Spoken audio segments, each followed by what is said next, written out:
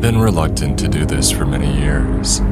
Friends and family have asked me to tell them about the Moth Boy for years, but I've declined. Perhaps they think I just have a creepy anecdote or a fun factoid. Not a lot of people know that I've been there since the beginning. For reasons that will become apparent, I've been motivated to look closer at my experience with this person. Moth Boy. A stupid nickname. Funny even. Like a sidekick to an insectoid superhero. But I think we need to start at the very beginning. The year was 2004. I was part of an investigation, a missing babysitter at a foster home. It was peculiar, but not necessarily sinister. We had had some calls about the home in the past, but it was mostly just kids being kids. Neighbors complaining about noise and the occasional broken window. This was different. The foster home sheltered 6 kids from troubled backgrounds. The parents had to leave town for a family emergency and had to pay for a pair of babysitters to help in the meantime. These weren't just any babysitters either. They were friends of the family and well known to the children. Familiar faces. Let's call her Vicky. Vicky had arrived at the house Thursday afternoon. She was to stay there until Sunday when the other sitter would come by. Vicky was there to help with cooking, cleaning, and keeping an eye on the kids, and making sure the older ones got to school okay. But when the other sitter arrived on Sunday, she found Vicky's car still in the driveway, and the kids had been on their own since late Friday. We were immediately called in. This was not just about a missing person. There was a full home of kids involved. I have a background in child psychology. I was fresh out of college and had a penchant for westerns. I wanted to be the white hat who rode into town and cleared things up, being a shoulder to lean on and a hand to hold when the going gets tough. That wasn't quite my job description, but what we do and what we want to do are rarely the same thing. By the time I got to the Wheeler foster home, the place was packed with cars. The foster parents had come back just a couple of hours earlier, and it was full pandemonium inside. Some kids weren't emotionally ready to be interviewed yet, and other kids didn't know what was going on. Some of them had enjoyed being unsupervised. I could tell from one of the broken windows and the hockey puck in the driveway. Police were searching the area, interviewing neighbors, and knocking on doors for witness testimonies, whatever they had to do to find this girl. But the key to the puzzle were the kids themselves. Someone must have seen something. It was clear that she had been there, so where did she go? When? There were 3 boys and 3 girls. The oldest was 14, the youngest was 7. It was a nice place. A 2-story house with plenty of space. 2 rooms on the top floor for the kids where they bunked up 3 by 3. A large living room on the bottom floor with double glass doors leading to a backyard. There was a trampoline and a deflated outdoor pool waiting to be put away. A well-used ashtray on a white plastic garden table next to a grimy grill. Lighter fluid out in the open. There were 2 smaller television sets in 2 of the kids' rooms. An Xbox for the boys, a GameCube for the girls. Both accompanied by a well-worn and Cheeto-stained beanbags. It looked cozy, the kind of thing you would have to pry a kid away from with bribes and promises. The place was a mess, but not a neglectful one. It was the kind of mess that shows life. As I was walking through the boys' room, I noticed a pitter-patter on the window. Looking a little closer, I saw moths. Not big ones like the ones with eyes on the wings. No, these were smaller. One maybe 1.5 inch at most. You noticed them too. One of my colleagues, Officer Norton. I found a couple in every room, he continued. They're not native to the area. Oh, probably snuck along in a suitcase. Or maybe they just attract that kind of attention. It was an unusual detail. Spongy moss, an invasive species. The Wheelers would probably have to get the exterminators. It was pretty serious. But invasive critters aside, there wasn't much to say for Vicky's disappearance. At least, not at first glance. There was no sign of a struggle, and the kids had managed fine without her. They had cleaned out the snack shelf and eaten 2 full boxes of ice cream sandwiches, but apart from a stomachache, they'd be fine. I would begin my interviews later that day, all under supervision and with the foster parents in the next room, of course. I would try to build some rapport with the children, mentioning how I noticed their games and telling them of some of my own. I asked about their favorite shows, how they were doing in school, and what their favorite things to do around the house was. All little talking points to put things in perspective. It was all preliminary. Most of them were fine talking to me, happy even. There was this younger girl, Hayden, who blasted off into this long rant about her friends at school and the many things she wanted to do when she grew up. It's like she just needed an excuse and she was off to the races. Others, like 7-year-old Brandon, found the whole thing unpleasant. He couldn't bring himself to speak, but after a couple of bribes and some time to warm up, he confided in me. "I think Herman did it," he said. "Herman's a weird one." Herman. That's the name people see in the papers, not Mothboy. Herman. 10-year-old Herman was the newest member of the Wheeler foster home, having been there for only half a year. The first time that I saw him, he was sitting in the corner of the living room, lodged between a TV bench and a bookshelf. If you didn't know where to look, you'd barely notice him. He was quite large in stature for a kid his age. He had this sandy blonde hair with gray eyes. I could see them all the way across the room. He had this expression of a cat on the prowl, with eyes wide open and pupils wide. He was just sitting there staring ahead, as another moth tapped on the window to my right. "Hey there, Herman," I said, walking up to him. "You mind talking to me for a bit?"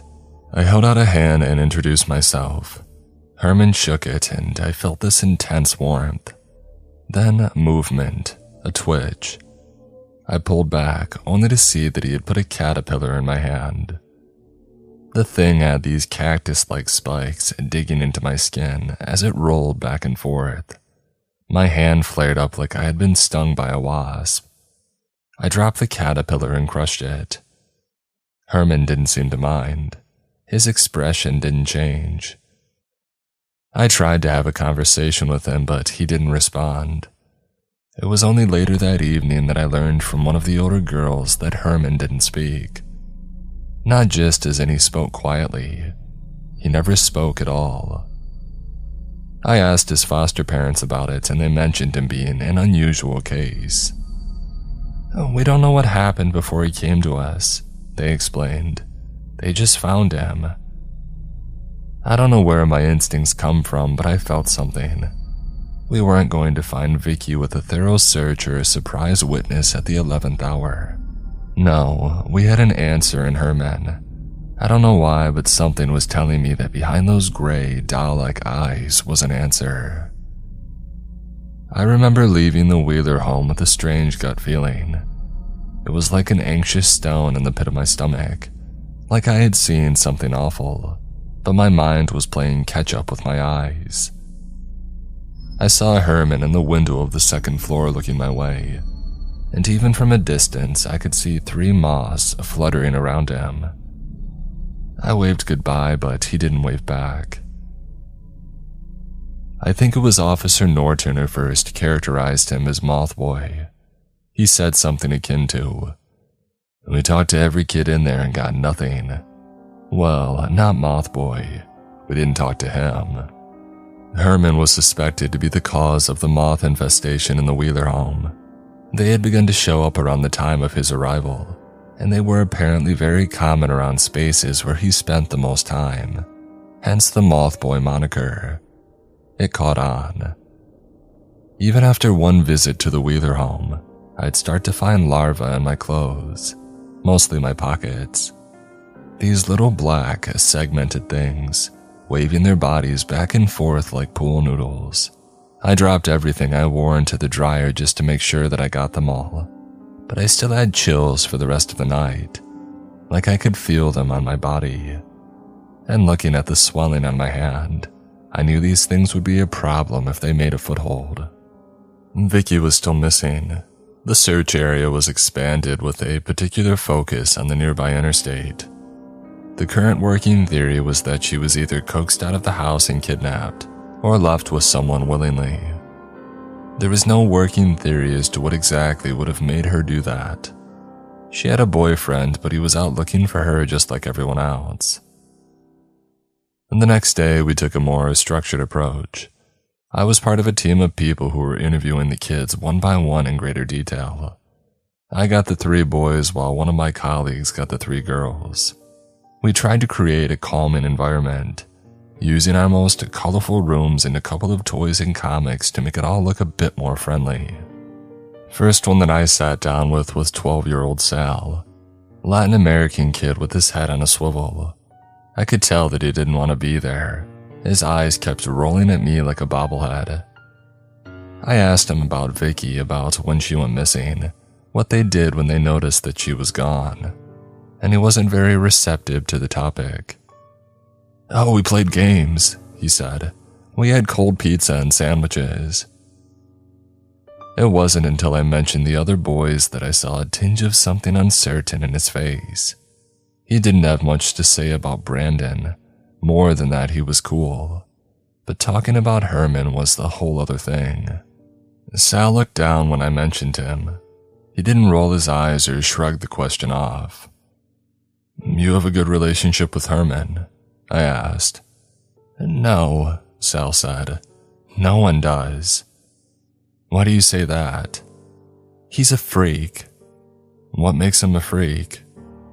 Sal leaned back and crossed his arms, and without looking up, he seemed to open a little. Sal had been with the Wheelers for 4 years. Ever since Herman showed up, things had changed. William, the father figure of the home, had started smoking. Julia, on the other hand, had started day drinking. "Not a lot," Sal clarified, "but you notice. It's the stress." Sal described Herman as creepy. He explained in detail how he had noticed Herman skulking around the house when people slept, or when he thought that no one was looking.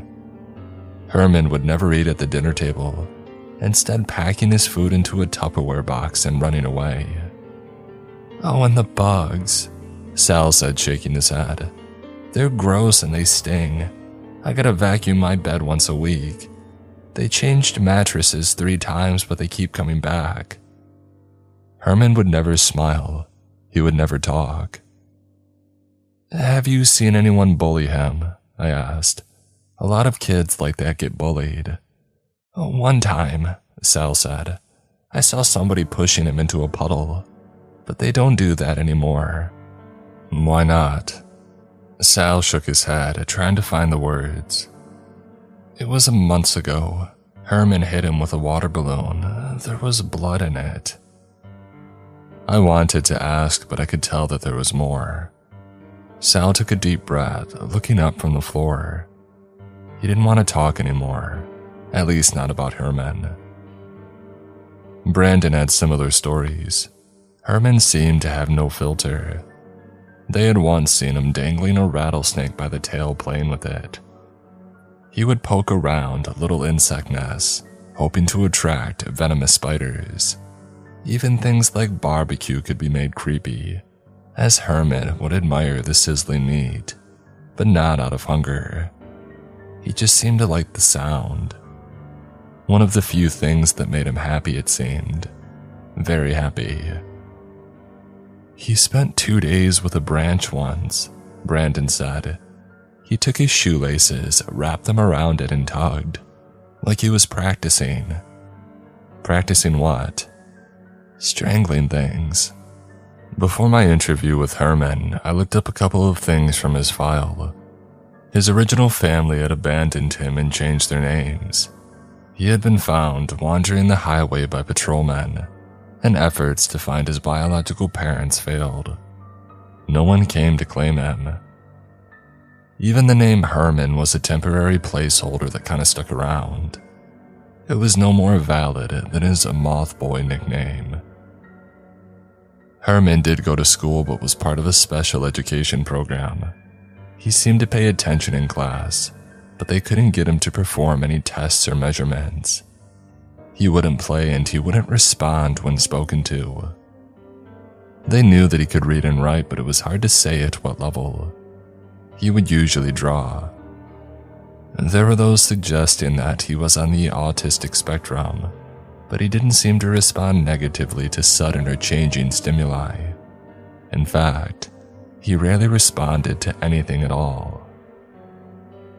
So before my interview, I prepared some paper and crayons.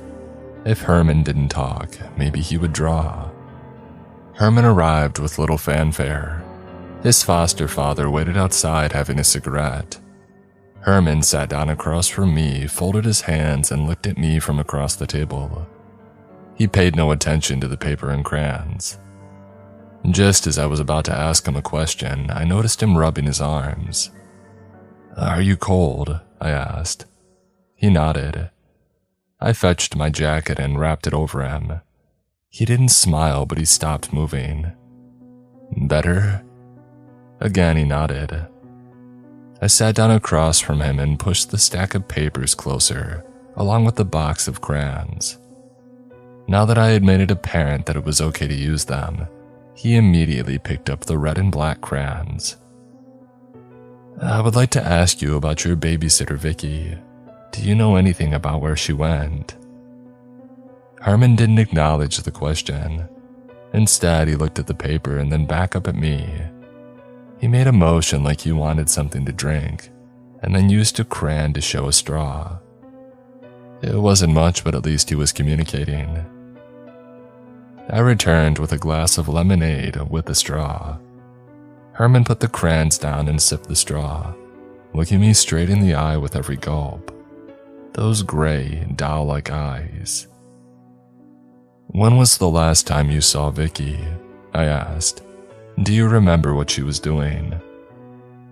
He nodded at me again, grabbing the black crayon.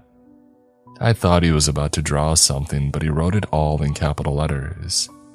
"Very happy." "She was happy the last time you saw her." He shook his head, pointing to himself. "You were happy the last time you saw her." He nodded and added the word cooking to his paper. "So she was cooking." Herman nodded enthusiastically. "Then what happened?" He thought about it for a while, and then he added the words, "went home." Curious. I didn't get much else from Herman, but from what I had learned, Vicky had been cooking something and then went home. Of course, Herman couldn't know that. Maybe he misinterpreted her leaving for her going home, giving some leniency to the working theory of her disappearing along the interstate. I thought a lot about it as I drove home that night. There was still no word about Vicky and her whereabouts, but I shared my findings with the investigators. There wasn't much to share. The children had been too preoccupied with their own antics and games to consider what had happened. They weren't mean about it, but they had been too busy to notice her absence until she was already gone. Now that she was missing, they all expressed concern about it. The girls had put on this friendship bracelet that Vicky had helped them make.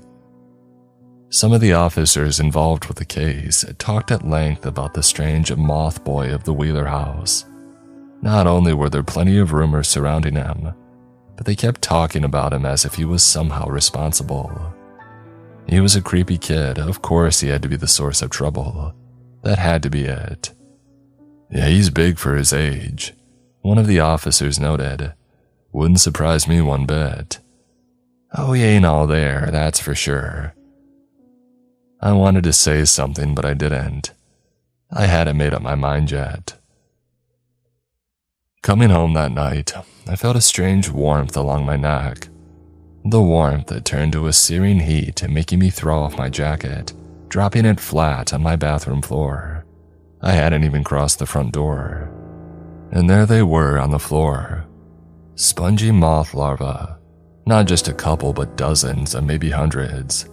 Shaking out the jacket, small balls of paper and chewed bread rolled out, something that Herman had rolled up and planted in the jacket lining. He had poked a hole in the inner left pocket and dropped the balls in there, making them almost impossible to notice. That's why he had asked for the jacket. Not because he was cold, but because he wanted to plant these. I spent 2 hours steam cleaning the bathroom. Exhausted, I sat down on my toilet, only to spot 3 more larvae along the trim of the walls. I had scrubbed and steamed and scrubbed again, and yet there they were. Just a couple, but more than enough. It was long after 1 a.m. when I had called it a night. I had put the jacket into a plastic bag, taken it outside and burned it. And as I lay down to sleep, I kept waking up, imagining the pitter-patter of wings along the glass of my bedroom window. The investigation continued for a couple of days. There was a lead about a woman looking like Vicky being caught on camera at a gas station, but it turned out to be a false positive. Being back to square one, things started to look dim. I managed to get some time with the foster parents, asking them about their experiences and suspicions. It turns out Herman was the most immediate problem for the couple to tackle. They talked about how he'd bring them endless stress, and the constant cleaning needed to tackle the moss was exhausting. I have no idea where they're coming from, the foster mother sighed. It's not the clothes, they're washed 3 times a week. The kids aren't dirty, they all shower daily, and yet every day something comes crawling out. The foster father had a different idea. He hides them, he said. Herman hides them, I'm telling you. We had a talk with the other babysitter.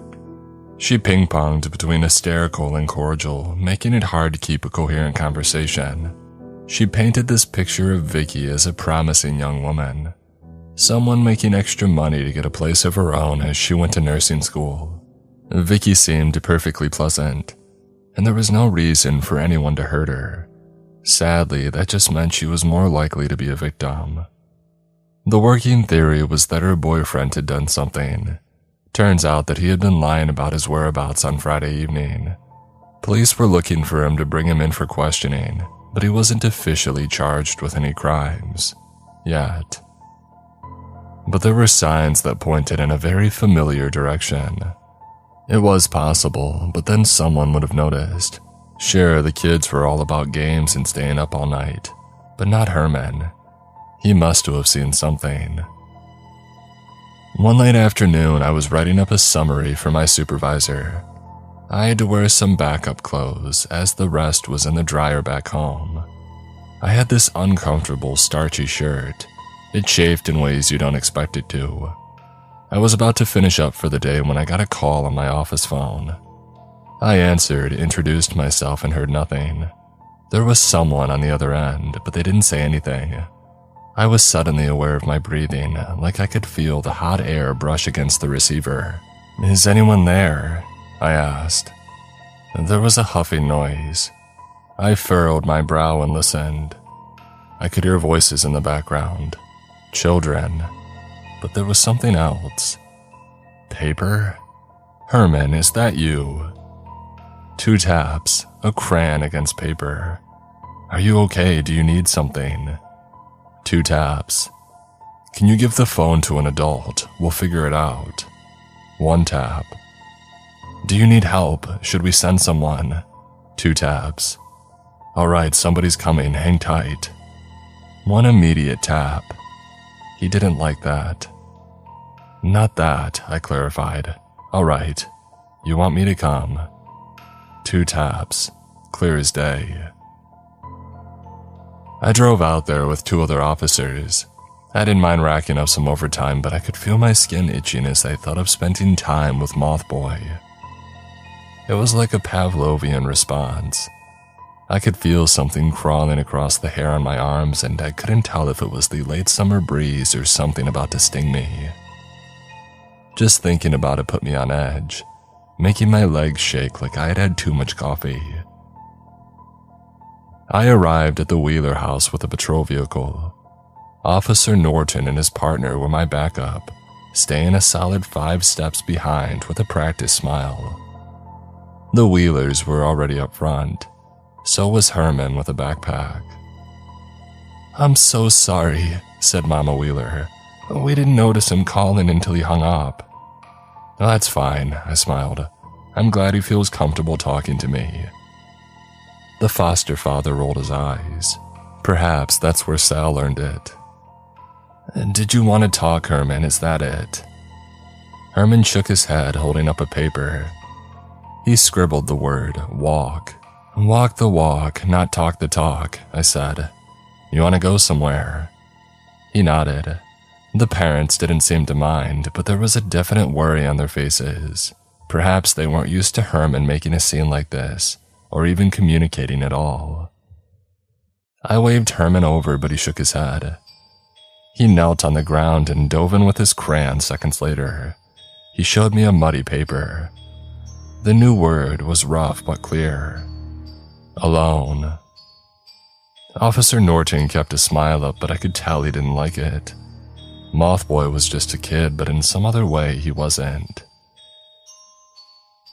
Herman and I made our way on our own, following a trail leading past a bike road.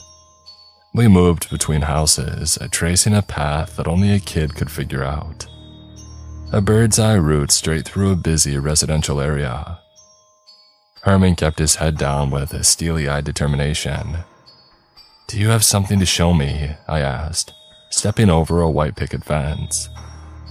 Herman nodded, pointing straight ahead. "Is it about Vicky?" He nodded again. Perhaps he knew who had taken her, or a clue as to where she went. The thought struck me that I might have to come face to face with whoever was responsible. I had my service weapon, but I hadn't considered that I might have to use it.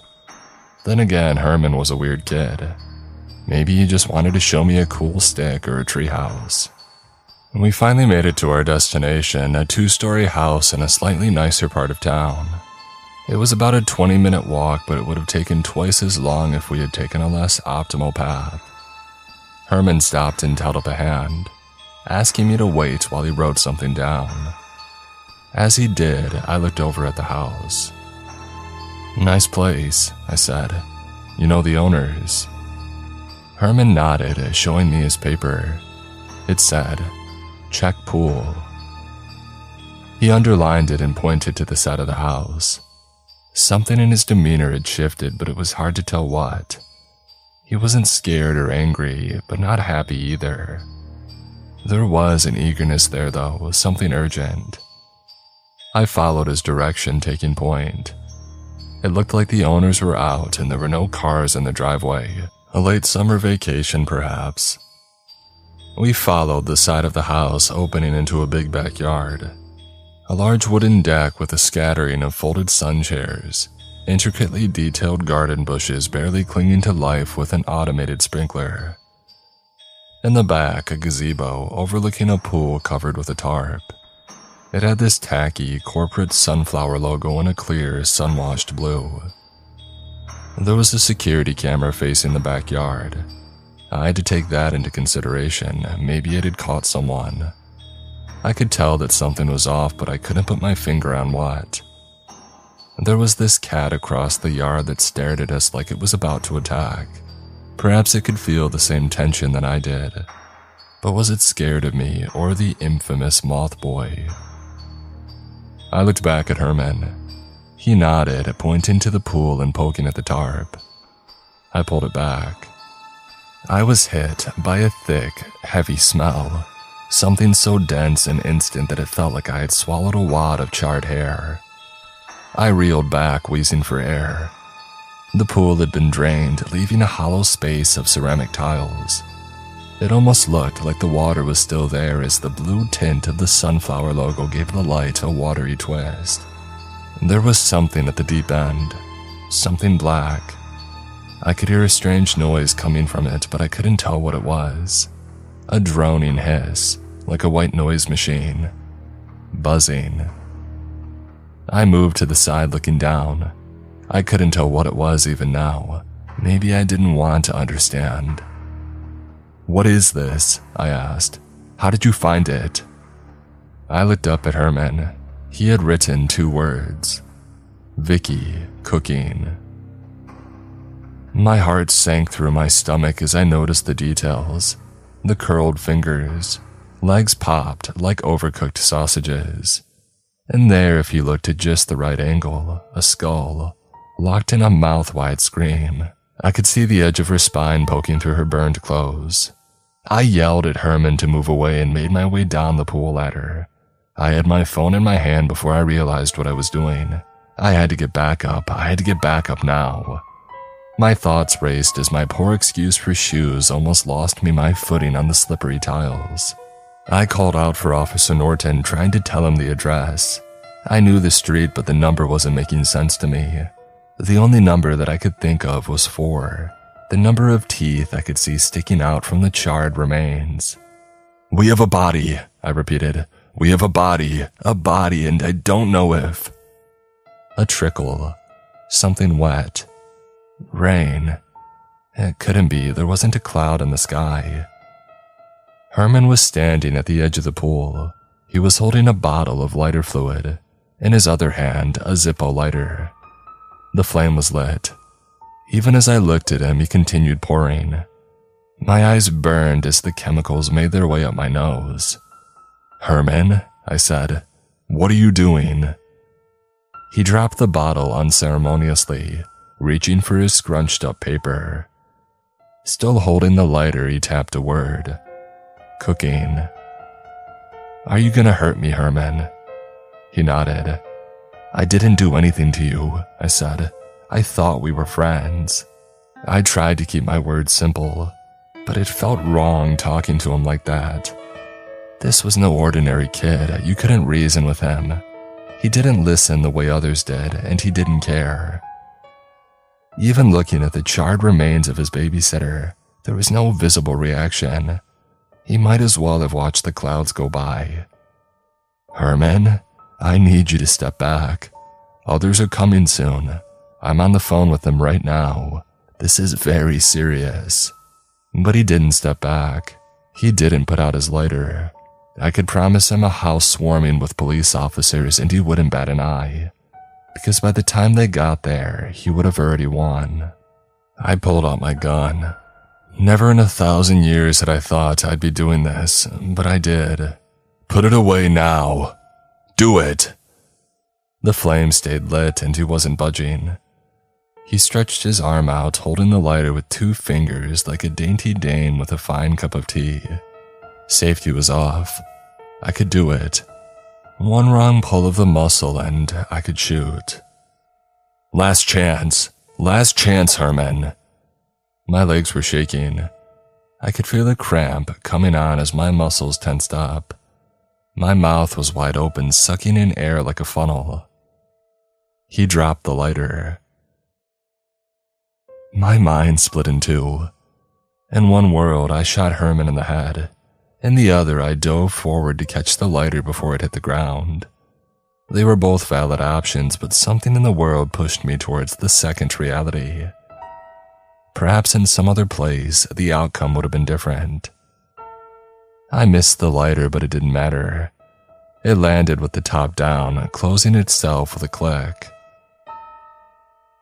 For a couple of seconds, I just lay there next to the charred remains. My world was nothing but chemicals and coal. I couldn't get my body to stop shaking. I had been the flick of a lighter from going up in flames. I brushed away an insect and then another one. It didn't take me long to realize that Vicky was infested with them. And there, around her neck, something burned but unmistakable. Shoelaces. I climbed out of the pool. Herman was just sitting on a sun chair with his papers writing. The cat had made its way across the yard and curled up by his feet. I didn't even realize that I was still holding my gun. I figured I could still do it if I wanted to. One pop and a lot of drama would be over. And this wasn't just a kid, he was something else entirely. Something that I had only read about in solemn worst-case scenario profiles during training. Perhaps I'd be doing everyone a favor. Before I could say anything, Herman showed me another thing that he had written. Very happy. Of course he was. There were sirens in the distance and he couldn't care less. You killed her. He nodded. Why? He thought about it for a second. He turned to his papers and making a few practice strokes. He gave the paper to me, a smiley face. No words this time. I escorted him to the front of the building to meet up with the officers. As we walked, I felt something. He was holding my hand. Not to plant a caterpillar in my palm, but because holding hands is what kids are supposed to do. They were supposed to hold people's hands when the going gets tough. That's what Mothboy was working with. Assumptions. I think that's the first moment that I saw him for what he truly was. A pretender. Until the moment those flashing lights came around the corner, I contemplated pulling the trigger, like I had some cosmic option to end lifetimes of pain. But I couldn't bring myself to do it. The aftermath was awful. There was the fallout of the family being informed, but also the devastation of the Wheeler foster home. Not to mention the house where Vicky had been burned. Remember I mentioned Mothboy having been bullied once. Yeah, the kid who did that. It was his family house. They had to move. They couldn't stay in a house where somebody had been burned. And yes, she had been alive. There was a security camera overlooking the backyard. Herman had tricked Vicky there, showing her some text on a piece of paper. As they got to the edge of the pool, he held up a necklace with a shiny rock. Vicky had clapped her hands excitedly and turned around for him to put it on. As she did, he switched the necklace for his shoelaces, and then he struck. He did some real damage in those first few seconds. Herman is larger than most kids his age, and Vicky was smaller than the average adult woman. After a short struggle, she stumbled into the empty pool, and Herman let her go. Using the lighter fluid from his foster father's grill and a Zippo lighter, the camera showed a sudden burst of light, and Herman just stood there, very happy. I didn't stay up to date with the court rulings that came after that. I heard that he was locked away. I just wanted him out of my life. Thinking about him reminded me that I was the kind of person who would shoot anyone to save myself. It put this stain on my mind, like I was the most selfish person in the world. I kept Herman's smiley face paper as a reminder. I don't know why. Maybe to torture myself. For weeks after last seeing him, I would still get these incessant moths fluttering around my apartment. They would stay there for a couple years until I moved to a new apartment. I think it took 2 full years before I finally got rid of them. I had hoped that would be a turning point, making me forget the Mothboy once and for all. And I guess for a while it worked.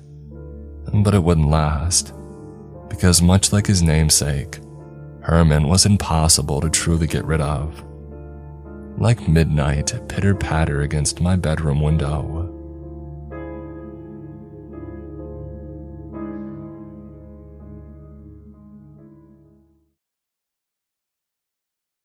The year was 2012, 8 years after my initial run-in with the infamous Mothboy.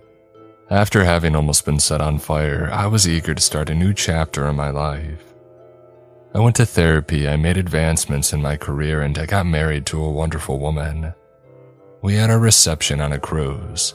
I know, unusual, but we've always had a thing for the ocean. We met on a diving course.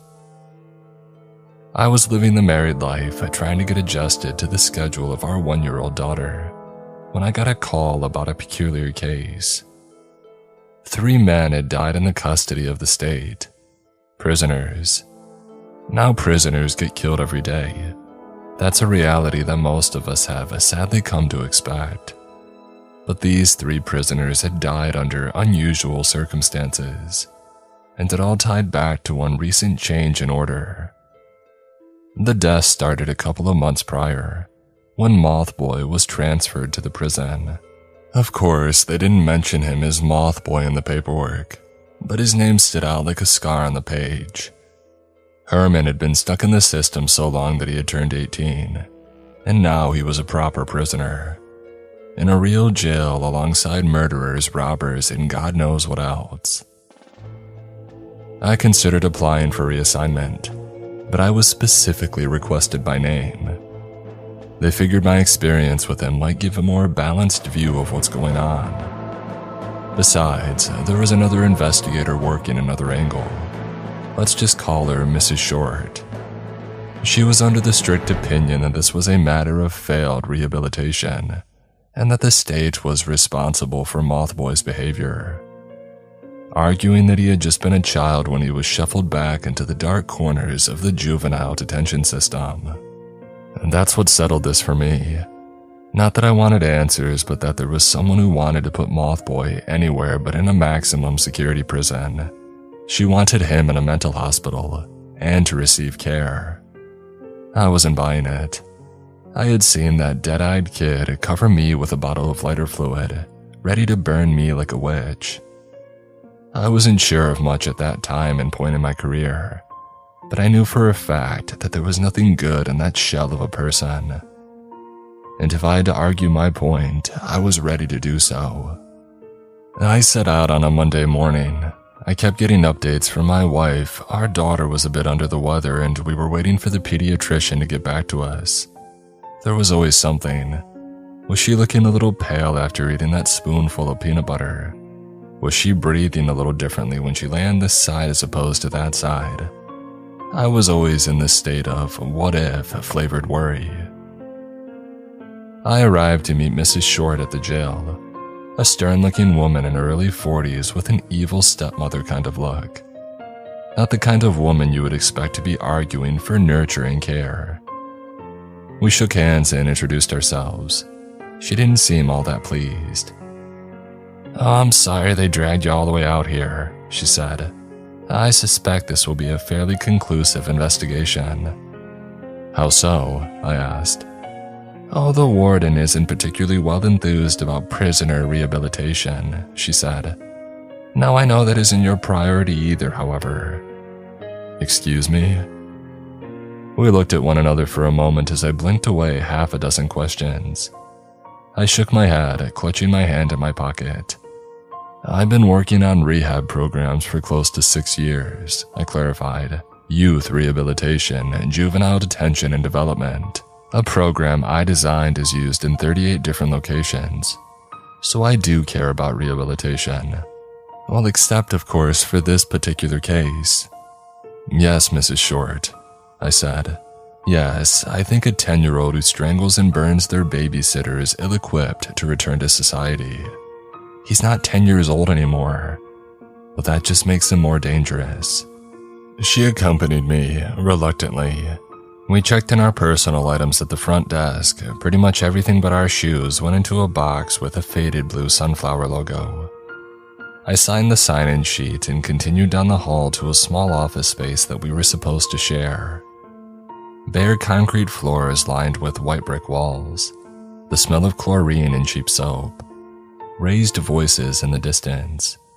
It was impossible to tell if they were happy or angry, but I could make an educated guess.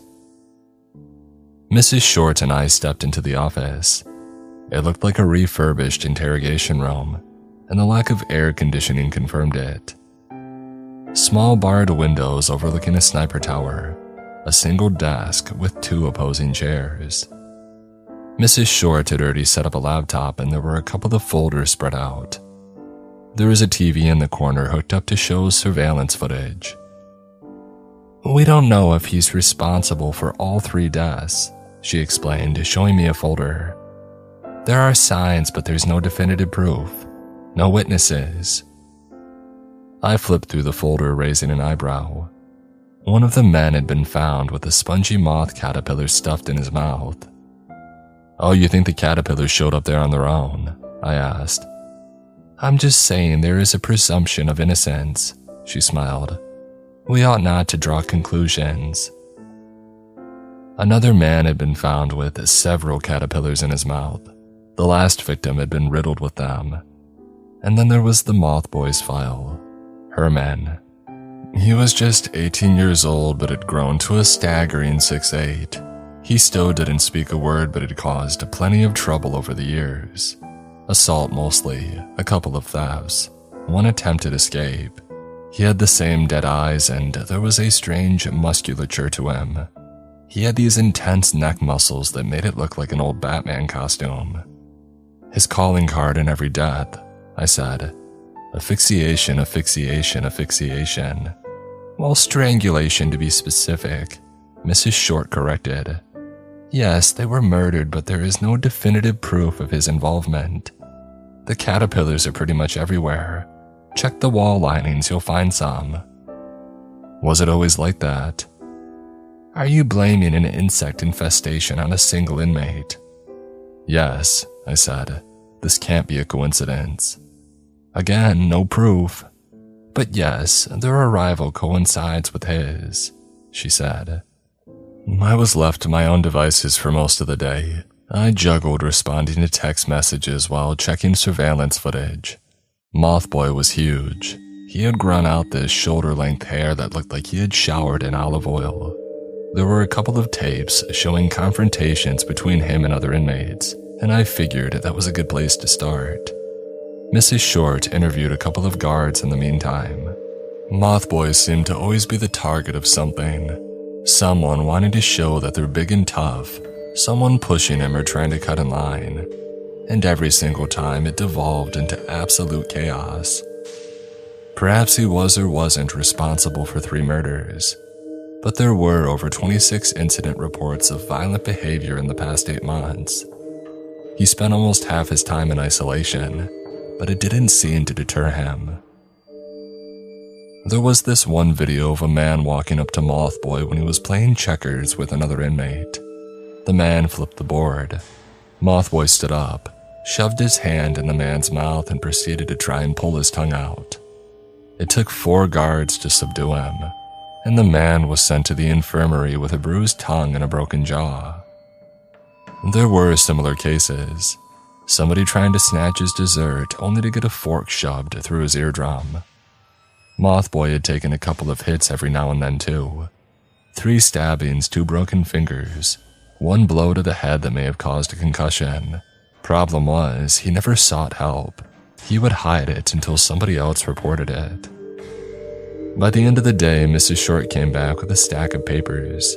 She sat down across from me, organizing them into a new folder. You could say a lot about her, but she was not sloppy. You see it yet? She asked. See what? She rolled her eyes but kept an honest smile. She pointed at one of the tapes, the one where he tried to pull the man's tongue out. This one, she said. You see it? Violent, yeah. No, she said. The checkers game. He was playing with someone, socializing. I'm not buying it, I said, shaking my head. Not one bit. Well, then perhaps I ought to book you an interview with Mr. Doen tomorrow. I wasn't afraid to have my view challenged. From where I was standing, I saw a violent criminal protected by technicalities. If I wasn't ready to have my opinion challenged, it was worthless. So I agreed to see this mysterious Mr. Doen. Coming home that night, my daughter was fine. No fever, no anything. I took first watch that night, relieving my wife who had been with her all day. There was little to no fussing, but I couldn't help but to think back on that 10-year-old boy. The silent little Herman who wrote messages with crayons. The weird kid who had been found walking along the highway. Are people like that born, or are they created? Rocking my baby girl, I didn't know what answer I wanted. But if someone could be born evil, who was to say that my girl wasn't? But if someone could be made evil, then that would mean they could be unmade, like Mrs. Short was suggesting. I didn't like it. I watched my daughter. Her eyes still had life in them, joy, sadness, something. And I held her tight that night, hoping those eyes would never fade to a dead-eye stare. That she would never have to see moss as anything but creepy butterflies. I met with Mr. Doen the next day. a man in his early 70s. He was sentenced to life for the double homicide of his brother and wife. He had been in jail for close to 40 years and his life had slowed to a crawl. He was calm, collected, well-spoken, and had long since accepted his role. He was respected among the staff, helped out all the newbies, and was the one person none of the gangs looked twice at. And apparently, he was Mothboy's friend. Dohan sat across from me in the interrogation room. No chains or anything, there was no need. He was well-shaved and had a walnut tint to his dark eyes. There was an inherent sadness to his face, like his smile was being pulled into the ground. I introduced myself. We shook hands and I asked him about Herman. "Oh, they all call him Mothboy," he said. "All of them, even the guards." "Do you call him that?" I asked. "I don't call him much of anything. I just wave him over.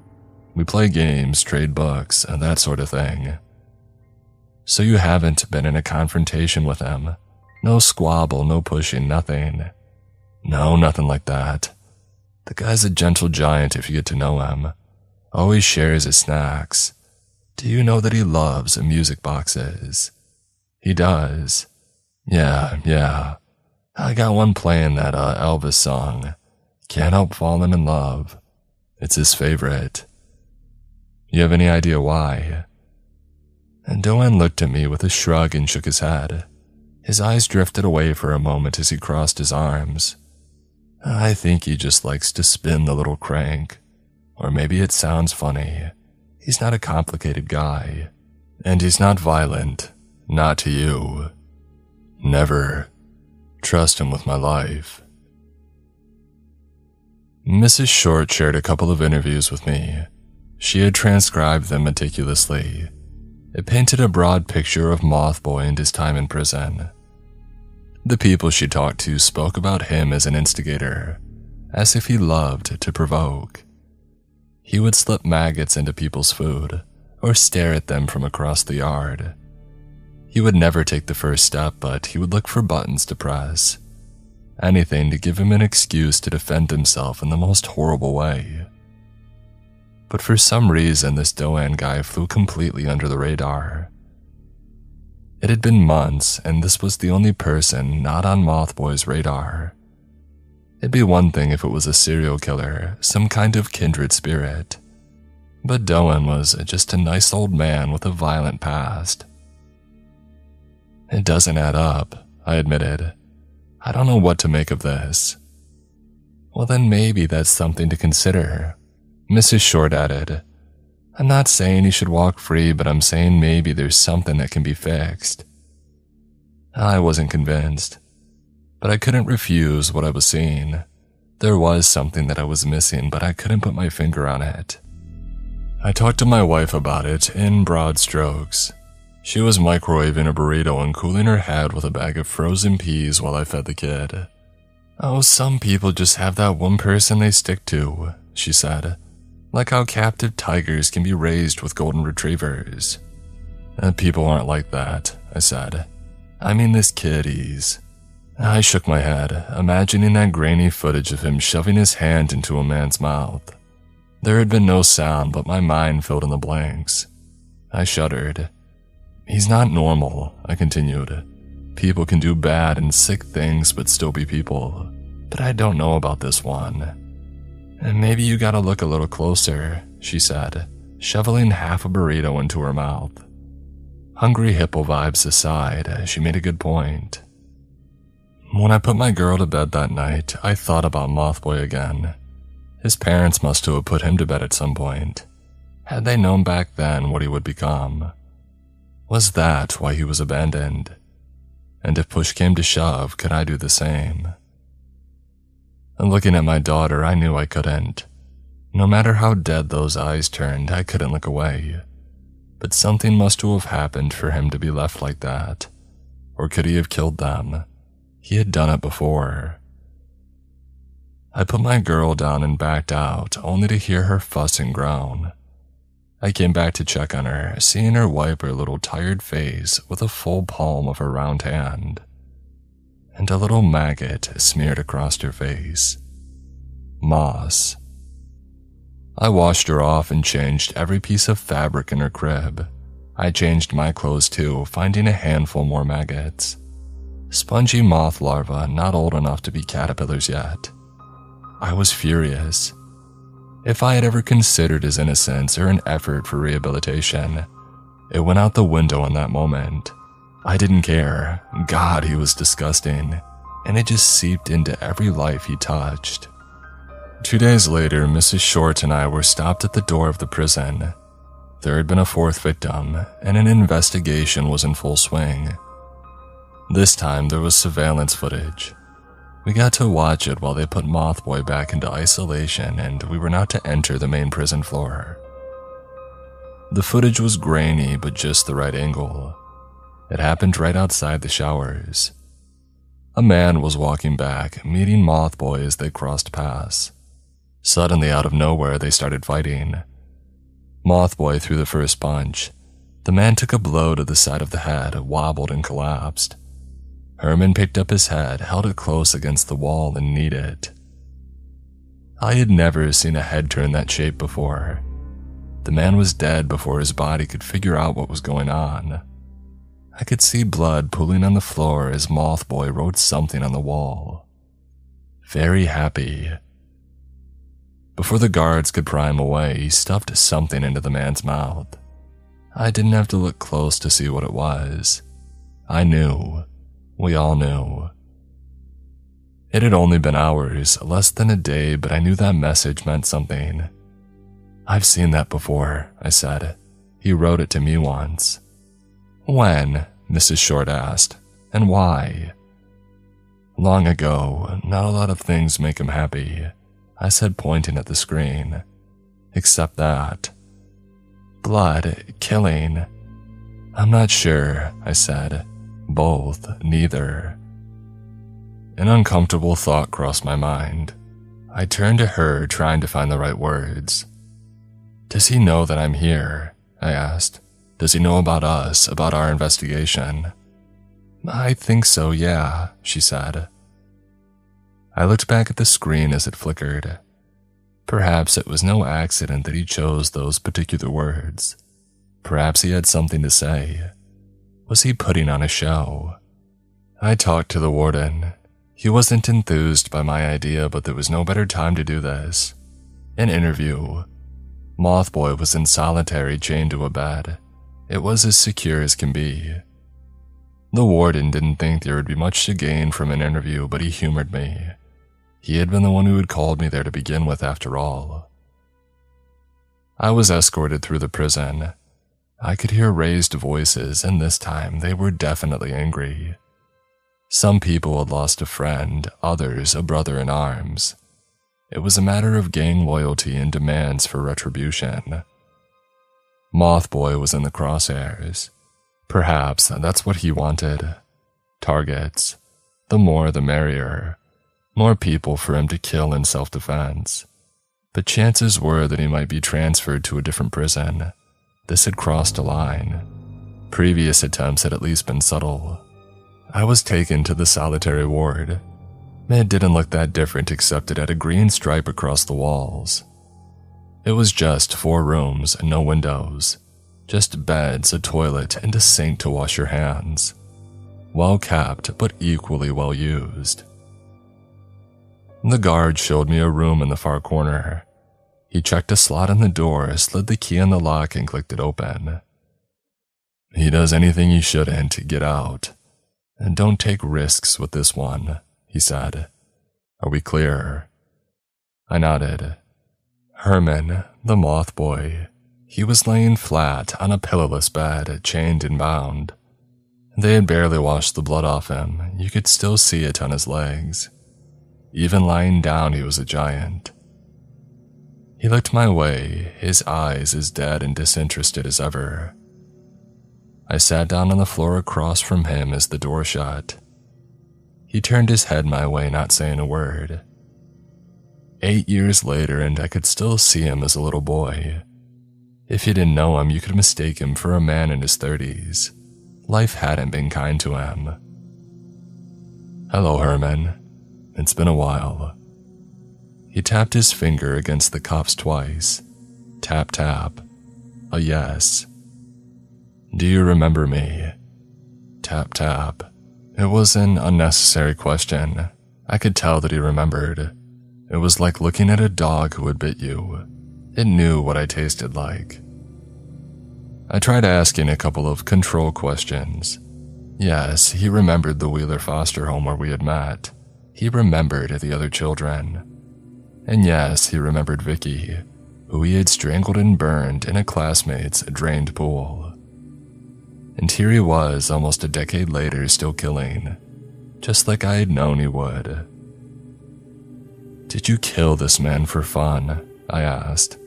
One tap. No. That surprised me. "Was he a threat to you?" No. "Did someone ask you to?" No answer. His hand hovered over the cuff, uncertain. Finally, he tapped once. No. "You wrote that you were very happy," I said. "Did the killing make you happy?" One tap. "Was it me?" I asked. "Was it a message for me?" And with that, a flicker of something in his eyes, like an old motor rumbling to life. Two taps. Before I could ask him about it, I heard a commotion outside. The raised voices had grown louder. Somebody was breaking something. The guard outside my door looked in, yelled something in a hurry, and rushed off, leaving me locked in a room with the moth boy. It must have been serious. I got up to see what was going on, but the door was locked and nobody was coming to open. I couldn't see anything, just hear the angry voices in the distance. I looked back at Herman. His head was still turned my way. "Is this you? Did you do something?" Two taps. He sat up as far as the constraints allowed, leaning a little against the wall. He was big, but he wasn't going anywhere anytime soon. And then he started to twist a little, not contort or bend, just shimmy. And with his hands behind his back, I heard a strange noise, a light metallic ping. The first tunes of a music box, playing "Can't Help Falling in Love." I banged on the door hoping that somebody would open. The music played. Seconds later, it stopped with a clang. It was broken apart and something clicked. The chains fell from Herman's hands. He had taken a particular piece of Doan's music box, one shaped in a way that could be used as a lockpick. He didn't hesitate to sit up and start working on the next lock, and the next. All the while he looked at me, silently asking me if I was going to do something about it. I didn't have my service weapon. No one was opening the door. And by the time the last shackles fell from his feet, an alarm went off in the hallway. Something was happening outside, but the real crisis was happening in front of me. What was I supposed to do? Before long, he was free. He and I locked in a room, and he was holding a sharp piece of metal. "You want to hurt me?" I asked. "Is that it?" This time he snapped his fingers. 2 snaps. "Yes." "You're gonna kill me." I held my breath. He didn't respond. Instead, he flicked away the little music box crank like the tail end of a cigarette. "You're gonna kill me, aren't you?" He shrugged at me and snapped his finger once. A no, but he held his hand up to my face, his thumb ready for another snap. He could turn that no into a yes, but he didn't. He tried to push me, but I was faster. He followed up, swinging his arms out wide to grab me. I couldn't get away. He swept me up, turned me around, and threw me to the floor. Before I had a chance to react, I felt something tugging on my leg. He was taking my shoes. He untied my shoelaces and pulled them out, leaving my shoes on the floor. He twined them together into a makeshift rope and spun them around his hands, something to strangle with. like he had done as a kid. For a moment, he just stood there looking down at me. It was the same as all those years ago, those dead eyes. He had just killed a man. He wouldn't have any problems with killing another. He towered over me. I froze. Every option in my head was a dead end. It all came back to him. Maybe he regretted not killing me all those years ago. If he had, maybe he wouldn't be here. Maybe he was making up for lost time. There was something missing in him. This wasn't just a damaged kid who had taken a wrong turn. There was something gone in those eyes. Something just as real as missing a hand or a foot. Something like a soul. He grabbed me. I tried to get out of his grip, but I couldn't. His fingers were like vices. I don't remember what I said. I swore and spat, writhing like an angry cat refusing a bath. But it was pointless. We were worlds apart. He could snap my neck without even trying. But he didn't. He didn't do anything. He just moved me out of the way, putting me on the bed. And then he turned back on me, looking at the door. I couldn't make heads or tails of it. It didn't make sense. "What are you doing? What is this?" No answer. "Are you escaping or am I a hostage?" He looked back at me and shrugged. He brought his thumb up to his mouth, and with his back turned, I heard a pop. And then, with a bloodied thumb, he drew a smiley face on the wall, same as he had drawn with a crayon once. The angry voices had gathered outside the door by now. I could barely hear anything over the alarm, but I could make out the metallic rattling of keys. They were trying to get the door open. But when the door finally clicked, it wasn't guards on the other side. It was inmates. They thought that he was unarmed. They saw the chains left on the floor, but they didn't see the shoelaces. Perhaps that's what gave them the courage to attack. When the first man swung at him, Mothboy swept his neck up, spun him around, and kicked the door shut. He fell flat backwards, laying on the ground on his back, with the other inmate on top of him. He used the bolted-down bed as a brace, pushing out his legs to put his whole weight into holding the door closed a little longer. He strangled a man to death in front of me. I heard the cartilage break and saw the muscles go limp. It was fast, almost clinical. Mothboy didn't skip a beat, and now he had a shiv. He turned to me, and with a quick flick of the wrist, he stabbed me. I didn't even realize it until I saw the blood. It wasn't deep, but it hurt like a gunshot. A cut straight into the side of my rib. A surface-level cut about 2 inches long. And then he turned his back on me like nothing had happened.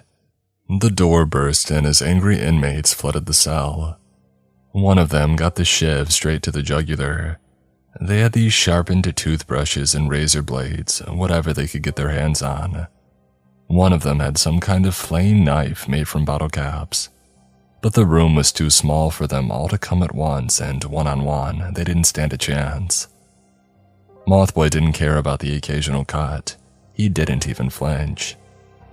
3 men dropped dead to the floor, and by the time the others realized what was going on, it was too late. He followed them into the hall, leaving the door wide open. He had wanted to hurt me, just like he said, but I had clearly missed something. I shuffled into the hallway, stepping over bodies. Some of them were still moving, their nerves shutting down with every missed breath. I watched as one man lagged behind the others. Mothboy got to him, and that would be the end of it. One strike to break a jaw, another to crack a neck. I held my wound shut, feeling the warmth pool out of me. And before he rounded a corner in the opposite direction, he looked back at me. A hand raised in a casual goodbye, as his dead eyes turned to new horizons. The guards found me not long after, shoeless and bleeding. The whole ordeal had almost blown into a full prison riot. Apparently they had found Doan's body in the pantry with his neck cut. This, in combination with the previous death, had caused some sort of dispute. It had escalated to a pseudo-riot. I was stitched up and sent for debriefing. I had a long talk with the warden, but I was just waiting for Mrs. Short to show her face again. I knew she would have something to say. She met me in the nurse's office before I was sent off to the hospital for a proper checkup. For the first time since I had met her, she seemed a bit frazzled. "He killed him," I said. "Killed the old man just to get the music box, and with that, he got out of his chains." "To do what?" she asked. "Protect you from rioters." "Protect? No," I spat. "He stabbed me." "We have witnesses seeing a man storm the room with that particular shiv," she continued. "You're saying that Herman did this, just to stab you once and then stop?" "Yes, that's exactly it." And that's when I understood. Mothboy had not just done this to mess with me. He had done this to craft a narrative. That's all it was. It was one long story. He had started killing months ago to show people what it looked like. Caterpillars shoved into mouths. Everyone knew it was him. It was unspoken but clear as day. And then he had killed Doan, but without leaving his calling card. No caterpillars. That would make the whole block riot as they accused one another of killing the beloved regular. Some would blame Mothboy, others would blame each other. Having killed 4 men and always stuffing their mouths full of caterpillars, Mothboy's calling card was obvious. He had established it from day one. And those who suspected him would try to get to him as the rest of the cell block erupted into chaos. He had taken the music box, possible even before he had killed the man on the camera. And Doan had been tucked away at the far end of the pantry, so people wouldn't notice him until the chefs showed up for dinner service, which was right around the time that I stepped in for the interview. The guards had thrown Mothboy into isolation without noticing the music box. It was small enough to fit into the palm of his hand. Breaking off the little crank, he could pick the lock of his shackles. He took my shoelaces to protect himself with a familiar weapon, but I can't imagine that's the only reason he wanted me there. And then he had stabbed me, just a little, and now as I looked at Mrs. Short, I could see why he did it. He had made it look like I had been attacked by another inmate, and he had been the one to step in like a guardian. And how good it looked. A gentle giant desperately breaking out of his chains to stand up for an old friend. "He was protecting you," she said. "I'm sure of it." "He didn't. He's using you. He's planning it. I've made my decision," she continued. "You are here in an advisory capacity, and I thank you for your time. You don't understand. He's the devil. He was just playing with us. It was a playground, and now she was going to put him into recovery, within arm's reach of vulnerable people. She was going to put the most sadistic, manipulative thing that I had ever met into a program where he could get away with anything. And the more that I protested, the more her mind was made up. It was already settled. "Please don't do this," I begged. "Please don't do this." "I'm sorry," she said. "You're too close to this. It's done." It was chaos out there, screaming, slamming doors. If I closed my eyes, I could smell the blood, and I didn't know if it was coming from me or the hallway. I would later find out that in total, 9 people died that day. My wife would see me at the hospital. I'd be okay. The wound looked bad and it would leave a nasty scar, but it wasn't going to take any years off my life. But as I held my wife and felt the thumping of blood press against my stitches, I couldn't help but think of what was about to happen. Mrs. Short was going to put Herman, the Mothboy, into some sort of recovery program. He would lie and cheat and plot. He would use every tool at his disposal, and he would get her to do what he wanted. He didn't care how long it took or how many people had to die. He just wanted to play his little games, and people would have to suffer for it. And maybe at the end of the day that was the point. Maybe he just wanted the suffering. And that night as I put my daughter to bed, I kept thinking about his dead, soulless eyes. I could feel something cold creeping up my spine as I imagined my baby girl looking up at me with that same expression, silently asking me if I would still love her if she was a monster. And I have to be honest, at that point, I didn't know if I could. Maybe I too would have left my child along the highway and disappeared. But she didn't look at me like that. She smiled, cooling my soul like a healing balm. I couldn't accept a world where somebody like her could become someone like him. I just couldn't. Some monsters have to be born.